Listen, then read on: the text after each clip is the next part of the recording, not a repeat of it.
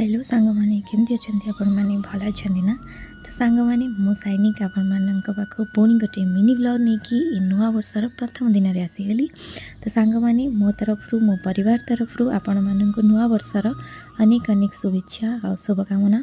महाप्रभु जगन्नाथ का पाखे बस एति ही प्रार्थना करी कि आपण मानक बहुत भले रखंतु, खुशी रे रखंतु और सदा सर्वदा सुस्थ रखंतु। आपण माने सब बेले एमती हसुथांतु। तो सांग मैंने आज हूँ मोर ए वर्षर प्रथम व्लॉग मिनी व्लॉग रू स्टार्ट करी। तो आज व्लॉग रे नुआ दिन प्रथम दिन तो कौन बनैबी आज तो एमती भी सोमवार सादा बनब। तो से आम बाप झील लगे पड़ू छंका तरकारी बनवाई, छंका घांट तरकारी।